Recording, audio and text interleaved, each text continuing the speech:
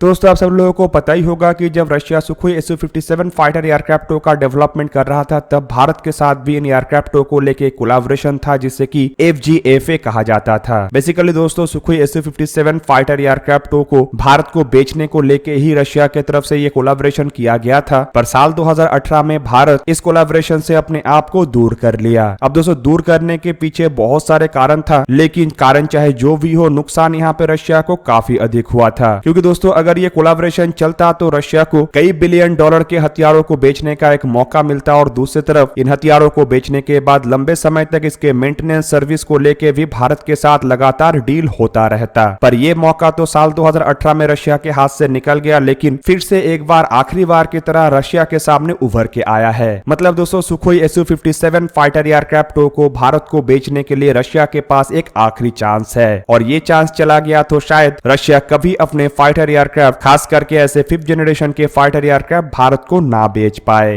दोस्तों ये चांस है MRFA टेंडर, और इस चांस को लेकर रशिया के तरफ से एक दाव भी खेला जा चुका है। दोस्तों इस साल के शुरुआती समय में जब भारत में एरो इंडिया 2023 एग्जीबिशन आयोजित किया गया था तब रशिया के द्वारा सुखोई Su-57 फाइटर एयरक्राफ्ट के एक्सपोर्ट वेरिएंट को दुनिया के लिए अनवेल किया गया। दोस्तों एक्सपोर्ट वेरिएंट का बारे में रशिया के तरफ से तभी जिक्र कर दिया गया था जब 2018 में भारत रशिया के प्रोजेक्ट से अपने आप को दूर कर लिया था। तब रशिया के कुछ वरिष्ठ अधिकारियों की तरफ से बयान देते हुए यह बताया गया कि सुखोई Su-57 फाइटर एयरक्राफ्ट के एक्सपोर्ट वेरिएंट बनाया जाएगा, और दोस्तों उन बयानों को अगर आने वाले सालों के कुछ और बयानों के साथ कंपेयर करके देखा जाए तो तब यही लग रहा था कि ये Su-57 के एक्सपोर्ट वर्जन रशिया भारत को इंडिकेट करके ही बना रहा है। दोस्तों आप सब लोगों को पता ही होगा कि रशिया की तरफ से एरो इंडिया 2023 एग्जीबिशन के दरमियान सुखोई Su-57 और सुखोई Su-75 चेकमेट फाइटर एयरक्राफ्टों के मॉडल को डिस्प्ले किया गया था, और दोस्तों दावा किया जा रहा है कि यहाँ पे जो सुखोई Su-57 का मॉडल था वो असल में सुखोई Su-57E मतलब इसके एक्सपोर्ट वेरिएंट था। हालांकि दोस्तों रिपोर्ट तो एरो इंडिया 2023 एग्जीबिशन के बाद ही आ चुका था कि रशिया की तरफ से इन एयरक्राफ्टों के भी ट्रांसफर ऑफ टेक्नोलॉजी के तहत भारत के साथ इन दोनों एयरक्राफ्टों को बनाने को लेकर ऑफर रखा जा रहा है। लेकिन दोस्तों अब रशिया के सामने एक आखिरी मौका है जिसके अंतर्गत रशिया अपने इन ऑफरों को हकीकत के रूप में बदल सकता है। बेसिकली दोस्तों MRFA टेंडर को इसका आखिरी मौके के रूप में इसलिए देखा जा रहा है क्योंकि भारत MRFA टेंडर के बाद शायद और कोई भी विदेशी एयरक्राफ्ट ना परचेस करे, क्योंकि हाल ही में एक रिपोर्ट में खुलासा किया गया है कि साल 2040 तक भारत अपने बेड़े को संपूर्ण 50% इंडिजीनियस एयरक्राफ्ट और साल 2050 तक 80% इंडिजीनियस एयरक्राफ्टों में कन्वर्ट करेगा, जिसका मतलब यह है कि MRFA टेंडर वो आखिरी टेंडर है जहां पे भारत के द्वारा विदेशी एयरक्राफ्टों को परचेस किया जाएगा। अब दोस्तों आप लोगों के मन में यह सवाल उठ सकता है कि MRFA टेंडर में तो सुखोई Su-57 है ही नहीं, तो यहाँ पे ये आखिरी मौका कैसे हो सकता है। ऊपर से इंडियन एयरफोर्स के चीफ की तरफ से भी एक बयान में बताया गया था कि भारत किसी भी देश से ना 5th जनरेशन के फाइटर एयरक्राफ्ट को खरीद रहा है, ना किसी देश के साथ 5th जनरेशन के फाइटर एयरक्राफ्ट को बना रहा है, बल्कि AMCA भारत का पहला 5th जनरेशन का फाइटर एयरक्राफ्ट होगा। तो वहीं पे दोस्तों इस बयान के अलावा भी कुछ महीने पहले इंडियन एयरफोर्स के चीफ की तरफ से अपने एक बयान में बताया गया था कि इंडियन एयरफोर्स MRFA टेंडर के अंतर्गत 4.5 जनरेशन और 5th जनरेशन के फाइटर एयरक्राफ्टों को कंसीडर कर रहा है। मतलब दोस्तों MRFA टेंडर में 5th जनरेशन के एयरक्राफ्टों का भी संभावनाएं हैं अगर इस टेंडर के अंतर्गत भारत के सामने 5th जनरेशन के फाइटर एयरक्राफ्टों का ऑफर होता है। तो फिलहाल एक्सपोर्ट मार्केट में अवेलेबल 5th जनरेशन के एयरक्राफ्टों को देखा जाए तो इनमें F-35 ही एकमात्र एयरक्राफ्ट है, लेकिन दोस्तों मेरा मानना यह है कि शायद F-35 एयरक्राफ्टों का ऑफर MRFA टेंडर के अंतर्गत अमेरिका कभी भी ना करे। हालांकि अमेरिका भी F-35 एयरक्राफ्ट भारत को बेचना चाहता है, लेकिन MRFA टेंडर में इसका ऑफर इसीलिए नहीं करेगा क्योंकि MRFA टेंडर के अंतर्गत इन एयरक्राफ्टों को भारत में बनाना पड़ेगा। वहीं पे इस टेंडर में सुखोई Su-57 एयरक्राफ्टों का संभावना इसीलिए बढ़ गया क्योंकि एरो इंडिया में इसके एक्सपोर्ट वर्जन को दिखाया गया है। मतलब दोस्तों इन एयरक्राफ्टों को रशिया एक्सपोर्ट करने के लिए तैयार है, और ऊपर से एरो इंडिया एग्जीबिशन के बाद ये भी खबर आया कि रशिया की तरफ से ट्रांसफर ऑफ टेक्नोलॉजी का भी बात कहा जा रहा है और मेक इन इंडिया का भी बात कहा जा रहा है। तो ऐसे में रशिया शायद एयरक्राफ्टों को MRFA टेंडर में ऑफर करने के लिए ना हिचकिचाए। हालांकि दोस्तों अब तक ऐसा कोई ऑफर भारत के सामने नहीं आया है, या फिर ऑफिशियली तो एटलीस्ट ऐसा किसी ऑफर के बारे में कोई जिक्र नहीं हुआ है। पर दोस्तों एरो इंडिया में इन एयरक्राफ्टों को शोकेस करने के पीछे का मकसद तो यही है कि भारत को किसी भी तरीके से सुखोई Su-57 के एक्सपोर्ट वेरिएंटों को लेके मनाया जा सके। दोस्तों यहाँ पे आपके जानकारी के लिए बता दूं कि FGFA प्रोजेक्ट के अंतर्गत जब तक भारत और रशिया एक साथ मिलकर काम कर रहा था तब तक सुखोई Su-57 एयरक्राफ्ट के खरीदने का संभावना है तो था, लेकिन साल 2018 में जब भारत इस प्रोजेक्ट से अपने आप को विड्रॉल किया तब एयरक्राफ्ट को लेके भारत की तरफ से कई तरीके के ऑब्जेक्शन रेज किया गया, जिनमें एयरक्राफ्ट के कॉस्ट को लेके और एयरक्राफ्ट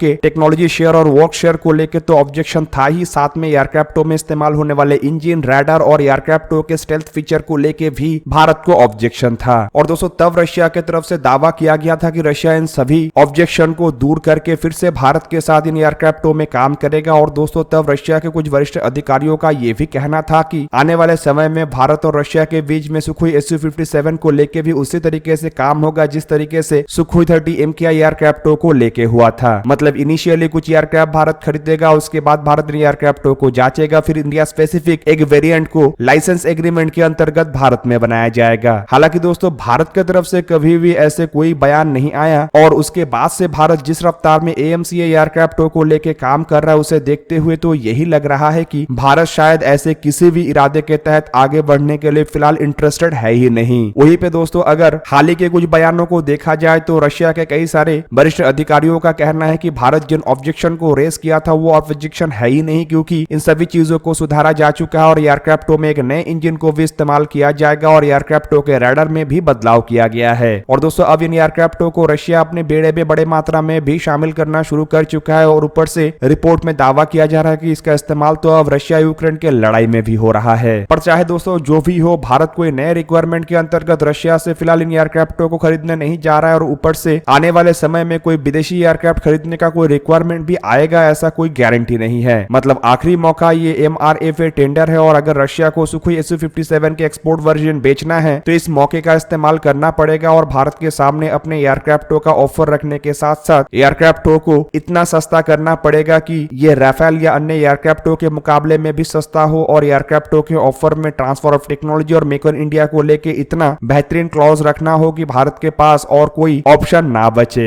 दोस्तों रशिया के सुखोई Su-57 फाइटर एयरक्राफ्ट को अगर देखा जाए तो ये अमेरिका के F-22 और F-35 के बाद बनाया हुआ तीसरा 5th जनरेशन के फाइटर एयरक्राफ्ट है और इन एयरक्राफ्टों के बदौलत ही रशिया दुनिया का दूसरा ऐसा देश बना जो कि 5th जनरेशन के फाइटर एयरक्राफ्टों का मालिक हुआ। हालांकि रशियन एयरक्राफ्टों को सर्विस में लाने से पहले चाइना के द्वारा अपने एयरक्राफ्टों को सर्विस में लाके एक तरीके से रशिया से इस खिताब को छीनने का प्रयास किया गया, लेकिन दोस्तों फिर भी अगर देखा जाए तो रशिया के एयरक्राफ्ट चाइना के एयरक्राफ्टों से 1 साल पहले बन गया था। अब तो चलिए थोड़ा सा इन एयरक्राफ्टों के बारे में और जानते हैं। दोस्तों सुखोई Su-57 फाइटर एयरक्राफ्टों को फ्लाई करने के लिए एक क्रू मेंबर जरूरत होता है, जबकि वही पे इन एयरक्राफ्टों के अगर आकार को देखा जाए तो इसका लंबाई 20.1 मीटर मतलब 65 फीट 11 इंच और विंग स्पैन करीबन 14.1 मीटर मतलब 46 फीट 3 इंच है। एयरक्राफ्ट का हाइट 4.6 मीटर मतलब 15 फीट 1 इंच है, तो वही पे इसके विंग एरिया करीबन 78.8 मीटर स्क्वायर मतलब 848 स्क्वायर फीट है। एयरक्राफ्ट के एम्प्टी वेट करीबन 18,000 किलोग्राम और ग्रॉस वेट करीबन 25,000 से लेके 29,270 किलोग्राम है। एयरक्राफ्ट का मैक्सिमम टेक ऑफ वेट करीब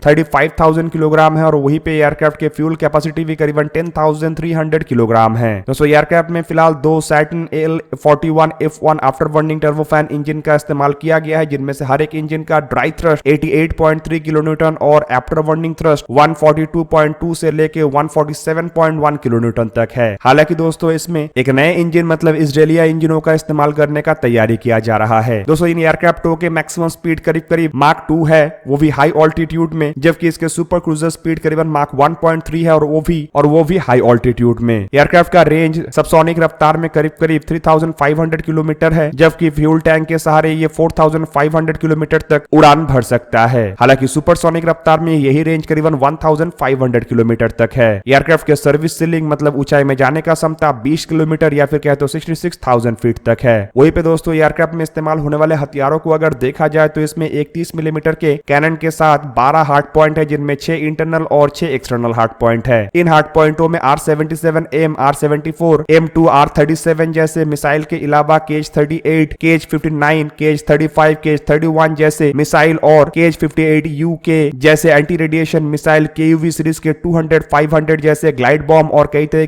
के 500 किलोग्राम के क्लस्टर बॉम्ब को भी लगाया जा सकता है। एवियोनिक्स के रूप में दोस्तों इस एयरक्राफ्ट में SH-121 के नाम पे एक multi functional internal radio electronic systems का इस्तेमाल किया गया है, जबकि इसके अलावा इसमें 400 किलोमीटर रेंज और 60 टारगेटों को ट्रैक और 16 टारगेटों को एंगेज करने वाले रडार का इस्तेमाल किया गया है। दोस्तों एयरक्राफ्ट के फ्रंटल सेक्शन में X band active electronical scan array radar, check X band active electronical scan array radar angular coverage के लिए और salt L band array IFF system का इस्तेमाल किया गया है। जबकि इसके अलावा इसमें electronic counter measure system, electro optical targeting system, laser designator, infrared counter measure system, infrared search and tracking system, ultraviolet missile approach warning system, target pod और कई तरीके के low altitude flying night landing systems का इस्तेमाल किया गया है। दोस्तों आप लोगों को क्या लगता है कि रशिया की तरफ से भारत के सामने अगर MRFA टेंडर के अंतर्गत इन एयरक्राफ्टों का ऑफर रखा जाता है तो क्या भारत इन एयरक्राफ्टों को खरीद सकता है या फिर भारत अपने पहले पसंद राफेल जैसे एयरक्राफ्टों के तहत ही आगे बढ़ेगा? कमेंट करके अपने राय अवश्य दीजिए। दोस्तों आज की इस वीडियो को यही पे ही करते समाप्त। किसी और एक दिन किसी और एक वीडियो में मिलेंगे, तब तक के लिए जय हिंद, वंदे मातरम।